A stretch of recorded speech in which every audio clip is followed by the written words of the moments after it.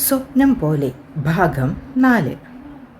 കണ്ണൂർ ടൗണിൽ തന്നെയുള്ള ഒരു അൺഎയ്ഡഡ് കോളേജിലാണ് ഞാൻ പഠിപ്പിക്കുന്നത്. വീട്ടിൽ നിന്നും അരമണിക്കൂർ ബസ് യാത്രയുണ്ട്. 2 വർഷമായി ഇവിടെ. സാലറി കൃത്യമായി തരുമെങ്കിലും മാടിനെ പോലെ പണിയെടുപ്പിക്കും. പോരാതെ പഠിക്കാൻ പിറകോട്ടുള്ള അത്യാവശ്യം നല്ല സാമ്പത്തികമുള്ള വീട്ടിലെ പിള്ളേരും.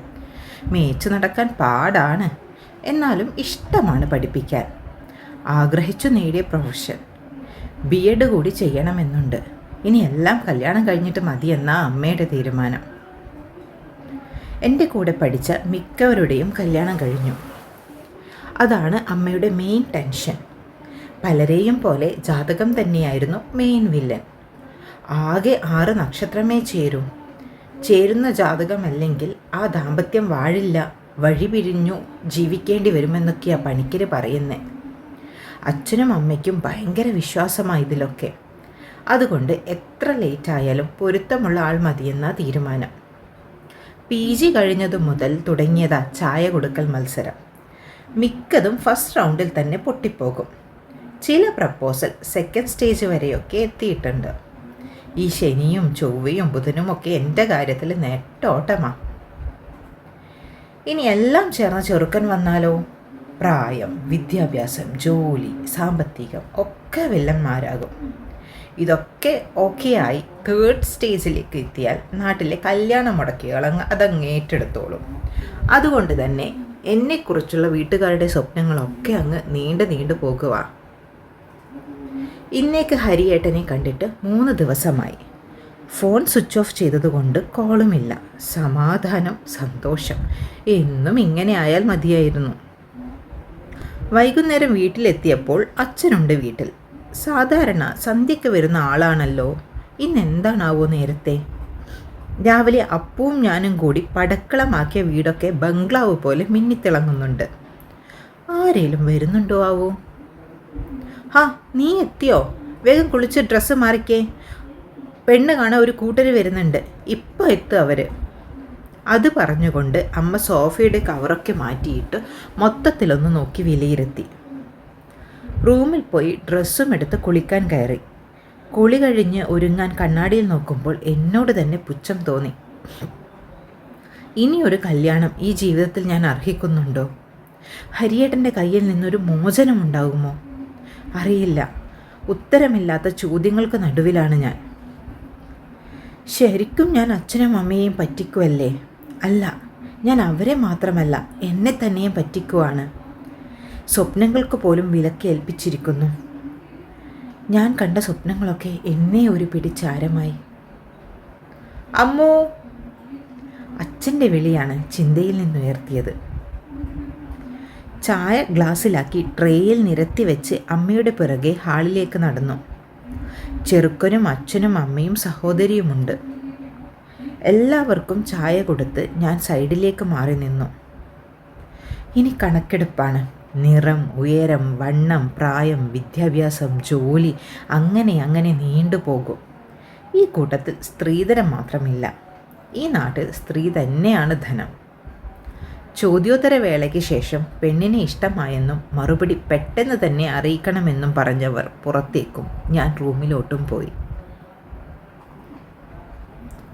അമ്മു, വൈകുന്നേരം വന്ന ആലോചന നല്ലതാണെന്ന് തോന്നുന്നേ. ചെറുക്കൻ ഗൾഫിൽ ഫ്ലോർ മാനേജറാണ്. അവർ വരുന്നതിന് മുൻപ് ഞങ്ങൾ ജാതകം നോക്കിയിരുന്നു. എല്ലാം ചേർച്ചയുണ്ട്. നാളെ ഒന്ന് പോയി അന്വേഷിക്കണം. പയ്യൻ അടുത്ത ആഴ്ച തിരിച്ചു പോകേണ്ടതാ. നമുക്ക് ഇഷ്ടമായെങ്കിൽ പോകുന്നതിന് മുൻപ് നിശ്ചയം നടത്താമെന്നാ പറഞ്ഞേ. നിനക്ക് എന്ത് തോന്നുന്നു? ചെറുക്കനെ ഇഷ്ടമായോ മോളെ നിനക്ക്? കയ്യിലെടുത്ത് വെച്ച ചപ്പാത്തി വാ കാണാതെ നിലംപതിച്ചു. എല്ലാവർക്കും ഇഷ്ടമായി. ഇനി എൻ്റെ ഉള്ളം അറിഞ്ഞാൽ മതി. വിവാഹമേ വേണ്ട എന്ന് അലമുറയിടുന്ന ഒരു ഹൃദയമുണ്ട് എനിക്ക്. മനസ്സിൽ പതിഞ്ഞു പോയൊരു ചിത്രമുണ്ട്. ആരാലും മാറ്റി വരയ്ക്കാൻ പറ്റാത്തൊരു ചിത്രം. ശരീരത്തിന് വേറെ അവകാശി വന്നാലും മനസ്സെന്നും ആ ഒരുവന് മാത്രം സ്വന്തമായിരിക്കും. അറിയാം, ഈ വിവാഹവും നടത്തില്ലെന്ന്. അത് എന്നിൽ ഒരു ചലനവും സൃഷ്ടിക്കുന്നില്ല. വേദന അച്ഛനെയും അമ്മയെയും ഓർക്കുമ്പോൾ മാത്രം. നാളെ അച്ഛൻ അന്വേഷിച്ചു വന്നതിന് ശേഷം ഞാൻ മറുപടി പറയാം അച്ഛാ. വേഗം എഴുന്നേറ്റ് കൈകഴുകി റൂമിലേക്ക് വന്നു. അവിടെ ഇരുന്നാൽ അതിനെക്കുറിച്ചുള്ള ചർച്ചകൾ ഉയരും. പ്രതീക്ഷകൾ കൊടുക്കാൻ വയ്യ. തുറന്നു പറയാനാവാത്ത സത്യങ്ങൾ നെഞ്ചിൽ ഞെരിപ്പോട് തീർക്കുന്നുണ്ട്. കണ്ണുകൾ അടച്ചു കിടന്നു, ഉറക്കം തഴുകുന്നതും കാത്ത്. ജനവാതിലിൽ ശക്തിയായി മുട്ടുന്ന ശബ്ദമാണ് ഉറക്കത്തിൽ നിന്നും ഉണർത്തിയത്. വീണ്ടും വീണ്ടും മുട്ടുകേട്ടു. കൈ എത്തിച്ച് ലൈറ്റിട്ട് എഴുന്നേറ്റിരുന്നു. കള്ളനാണോ? കള്ളൻ ഇങ്ങനെ ഒച്ചയുണ്ടാക്കി എഴുന്നേൽപ്പിച്ച് കക്കുവോ? നിരങ്ങി നിരങ്ങി ബെഡിനടുത്തുള്ള ജാലകത്തിനരികിലേക്ക് പോയി. ആരാ? നിന്റെ അച്ഛൻ സുഖു. എന്നെ കൊണ്ട് ഈ നേരത്തെ വേറെ ഒന്നും പറയിപ്പിക്കരുത്. ഈ ഡോറൊന്ന് തുറക്കടി. ആ അലറലിൽ തന്നെ ആളെ പിടികിട്ടി. കരിമോൻ. ഡോറ് തുറന്നൊന്ന് നോക്കിയതേയുള്ളൂ. തൃക്കണ്ണ് തുറന്നു നിൽക്കുക സാക്ഷാൽ ഹരികൃഷ്ണൻ. നിന്റെ ഫോൺ എവിടെടി? അത് കേടായിപ്പോയി.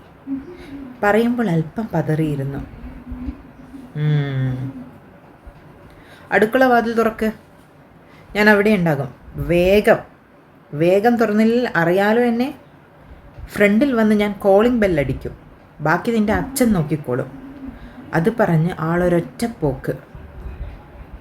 ഈ പാതിരാത്രി ആൾ എവിടെ നിന്ന് പൊട്ടിമുളച്ചു? ഇങ്ങനെയൊരു വരവ് പ്രതീക്ഷിച്ചിരുന്നില്ല. ആ കേസിന് മുൻപ് ഒരു നോക്കുകൊണ്ട് പോലും ശല്യമാവാതിരുന്ന ആളാണിപ്പോൾ എന്നിൽ വാക്കുകൊണ്ടും നോക്കുകൊണ്ടും അധികാരം ചെലുത്തുന്നത്. ഈ കഴിഞ്ഞ 2 ദിവസങ്ങൾ സമാധാനത്തോടെയാണ് കഴിഞ്ഞത്. അപ്പോഴേക്കും വീണ്ടും ആ കുഴിയിലേക്ക് തന്നെ എന്നെ തള്ളിയിട്ടല്ലോ എൻ്റെ മുത്തപ്പ. മൊബൈൽ ഫ്ലാഷ് ഓൺ ചെയ്ത് ശബ്ദമുണ്ടാക്കാതെ ഞാൻ പമ്മി അടുക്കള ഭാഗത്തേക്ക് ചെന്നു. വർക്ക് ഏരിയയുടെ ലോക്ക് തുറന്നതും കാറ്റുപോലെ ഒന്ന് അകത്തേക്ക് വന്ന് എന്നെ ചുമരിനോട് ചേർത്ത് വെച്ച് ചുണ്ടിൽ അമർത്തി ചുംബിച്ചതും ഒരുമിച്ചാണ്. കുതറി മാറാൻ ശ്രമിച്ചപ്പോൾ കൂടുതൽ ശക്തിയിൽ ചേർത്ത് പിടിച്ചു. കൈകൾ കൊണ്ട് പുറത്ത് അമർത്തിയും തല്ലിയും പിച്ചിയും മാറ്റാൻ ശ്രമിക്കുമ്പോഴൊക്കെ കൂടുതൽ ആഴത്തിലേക്ക് പോയിക്കൊണ്ടിരുന്നു. എന്നാൽ ആവും വിധം ചെറുത്തു നിന്നെങ്കിലും ചുണ്ടിൽ നിന്നും നാവിലേക്ക് കടന്ന ചുംബനത്തെ തടയാനാവാതെ തളർന്നു നിന്നു. അവസാനം ശ്വാസമെടുക്കാനാവാതെ പിടഞ്ഞപ്പോൾ മാത്രം ദീർഘചുംബനത്തിൽ നിന്നും മോചനം ലഭിച്ചു. ഇത് നിനക്കുള്ള ശിക്ഷയാണ്, ഫോൺ സ്വിച്ച് ഓഫ് ചെയ്തതിന്. നീ എന്താടി കരുതിയേ? എന്നെ നൈസായി അങ്ങ് ഒഴിവാക്കാമെന്നോ? ഞാൻ ഇല്ലാതെ തക്കം നോക്കി കല്യാണം ഉറപ്പിക്കാമെന്ന് വിചാരിച്ചോ? ഇപ്പം കണ്ടു തുടങ്ങിയ കല്യാണ സ്വപ്നം മുളങ്ങ് മടക്കി വെച്ചോ? ചേട്ടനത് നല്ലോണം ബൂസ്റ്റിട്ട് കലക്കിയിട്ടുണ്ട്. ഇനി നിൻ്റെ ജീവിതത്തിൽ നിന്നും ഒരു മടങ്ങിപ്പോക്ക് അത് ഞാൻ ആഗ്രഹിക്കുമ്പോൾ മാത്രമേ ഉണ്ടാകൂ. അതുവരെ നീ എൻ്റേത് മാത്രം. അതുകൊണ്ട് പൊന്നുമോള് ഇനി ഇതുപോലുള്ള വിഡ്ഢിത്തരങ്ങളൊന്നും ചെയ്യരുത് കേട്ടോ. ഇപ്പോൾ തന്നെ ചേട്ടനെ എത്ര ദൂരം ഡ്രൈവ് ചെയ്താൽ വന്നേന്നറിയോ? കൂടെയുള്ളവന്മാരെ ഒഴിവാക്കാൻ എന്തോരം പാടുപെട്ടു. ഇനി ഇതുപോലൊന്നും ഉണ്ടായാൽ എല്ലാവരും അറിയും. എനിക്കൊന്നും നഷ്ടപ്പെടാനില്ല, എല്ലാം നിനക്ക് മാത്രം. അതുകൊണ്ട് എൻ്റെ അമ്മിക്കുട്ടി ഇനി ഇതുപോലെ ഫോണൊന്നും സ്വിച്ച് ഓഫ് ചെയ്ത് വയ്ക്കരുത്. ഇരു കവിളിലും കൈചേർത്ത് വെച്ച് കണ്ണിൽ നോക്കി ഹരിയേട്ടൻ പറഞ്ഞു. ഇനി ബാക്കി ശിക്ഷ നിൻ്റെ റൂമിൽ ചെന്നിട്ട് ഇങ്ങോട്ട് വാ. ഗ്രിൽസ് ലോക്ക് ചെയ്ത് എന്നെയും വലിച്ചുകൊണ്ട് റൂമിൽ കയറി വാതിലടച്ചു. ഒരൊറ്റ തള്ളലിൽ ഞാൻ ബെഡിലേക്ക് മലർന്നു വീണു. തൊട്ടുപുറകെ എൻ്റെ മേലെ കിടന്ന് ഇരു കൈകളും കുത്തിയുയർന്ന് എന്നെ തന്നെ നോക്കി നിന്നു ഹരിയേട്ടൻ. കണ്ണുകൾ ഇറുക്കി അടച്ചുകൊണ്ട് എൻ്റെ ശ്വാസഗതി നിയന്ത്രിക്കാൻ ശ്രമിച്ചു. ഭയം അതിൻ്റെ ഉച്ചസ്ഥായിയിൽ എത്തിയിരിക്കുന്നു. കൈകാലുകൾ വിറയ്ക്കുകയും വിയർപ്പ് പൊടിയുകയും ചെയ്തു. നിന്നോട് ഞാൻ പറഞ്ഞിട്ടുള്ളതല്ലേ ഞാൻ തൊടുമ്പോൾ കുതറരുതെന്ന്. എന്നിട്ടും നീ നേരത്തെ എന്താ ചെയ്തേ? ഇനി ഒരിക്കൽ കൂടി ഞാൻ ക്ഷമിച്ചെന്ന് വരില്ല. എനിക്ക് ആ പൂച്ചക്കുട്ടിയാണ് ഇഷ്ടം കേട്ടോടി അമ്മിക്കുട്ടി. അറിയാതെ തന്നെ തലയാട്ടിപ്പോയി. അവൻ്റെ ചുണ്ടിലും ചെറുചിരി വിടർന്നതവൾ കണ്ടില്ല. അമ്മൂസേ കണ്ണു തുറന്നേ. ഇരു കണ്ണിലും ഉമ്മ വെച്ചുകൊണ്ടവൻ പറഞ്ഞു. ഞെട്ടിപ്പിടഞ്ഞു കണ്ണുകൾ തുറക്കുമ്പോൾ അവൻ്റെ മുഖം എൻ്റെ മുഖത്തിന് തൊട്ടു മുകളിലായിരുന്നു. 2 ദിവസം കൊണ്ട് നീ വീണ്ടും തടിച്ചല്ലോടി പെണ്ണേ. എന്തുവാടി നീ ഇങ്ങനെ കഴിക്കുന്നേ? അങ്ങ് ആപ്പിള് പോലെയല്ലേ കവിളൊക്കെ തുടുത്തിരിക്കുന്നേ. കട്ടിച്ച് തിന്നാനങ്ങ് തോന്നുവാ. ഞാനിതങ്ങ് എടുക്കുവാണേ എന്നും പറഞ്ഞ് ഒരൊറ്റ കടി തന്നു കവിളിൽ. സ്വർഗം കണ്ടുപോയി. വേദനിച്ചിട്ട് വയ്യ. അവൻ പയ്യെ എന്നിലേക്ക് ചേർന്ന് കിടന്നുകൊണ്ട് കഴുത്തിടുക്കിലേക്ക് മുഖം പൊഴുത്തി കിടന്നു. ഒന്ന് എതിർക്കുവാൻ പോലും പറ്റാതെ ഞാനും. അവിടെ ചുണ്ടുകളാൽ ചുംബനങ്ങളുടെ പെരുമഴ തീർത്തു. ചുണ്ടുകൾ കഴുത്തിടുക്കിലൂടെ മുകളിലേക്ക് സഞ്ചാരപാത തീർത്തു. തള്ളാനും കൊള്ളാനും വയ്യാത്തൊരവസ്ഥയിലേക്ക് ഞാനും നീങ്ങിക്കൊണ്ടിരുന്നു. ഞാനും ആസ്വദിച്ചു പോകുന്നുണ്ടോ ഈ നിമിഷങ്ങൾ? അറിയില്ല. ഓർമ്മകൾ മനസ്സിൽ കുമിഞ്ഞുകൂടി. കണ്ണുനീർ കണ്ണുകളിൽ മറതീർത്തു. ഇതുപോലൊരു രാത്രി മനസ്സിലേക്ക് കടന്നു വന്നു.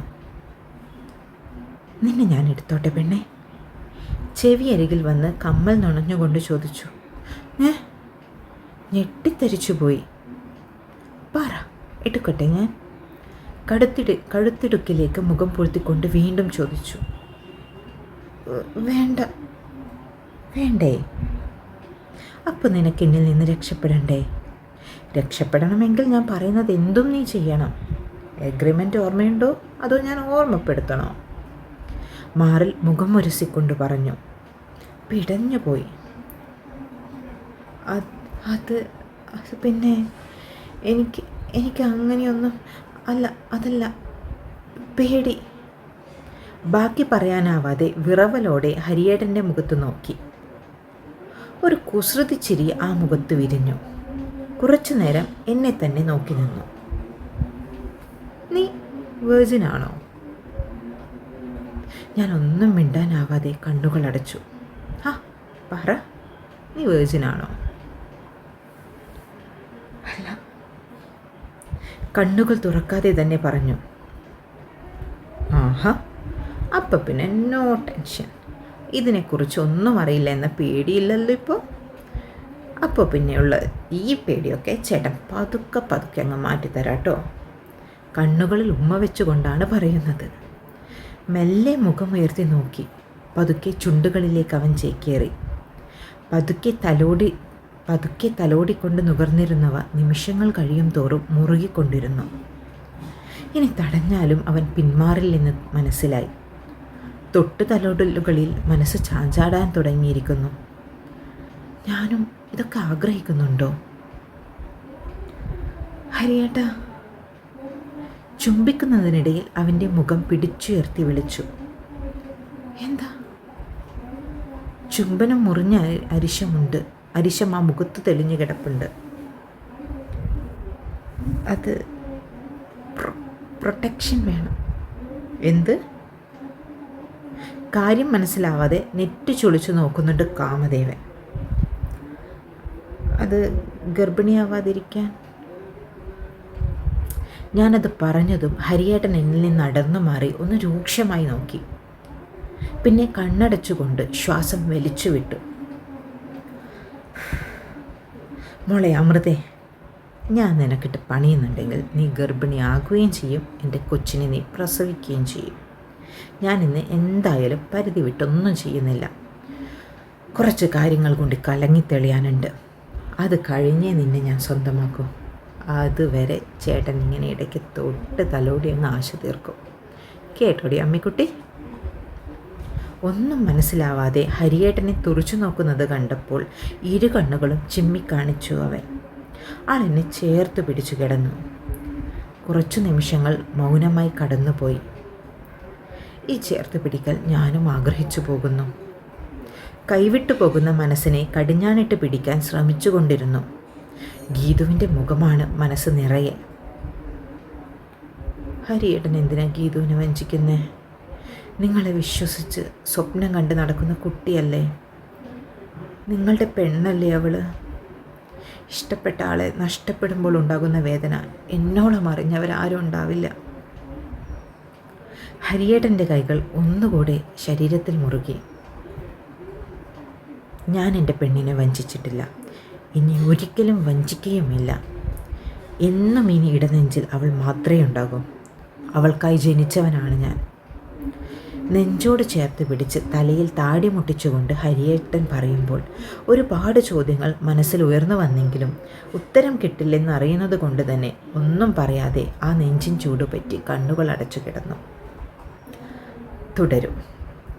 കഥ ഇഷ്ടമാവുന്നുണ്ടെങ്കിൽ റിവ്യൂ തരാൻ മറക്കരുത്, അഭിപ്രായങ്ങൾ പറയാൻ മറക്കരുത്. വീണ്ടും അടുത്ത ഭാഗവുമായി നാളെ വരുന്നതായിരിക്കും. ചാച്ചാ, ബൈ ബൈ.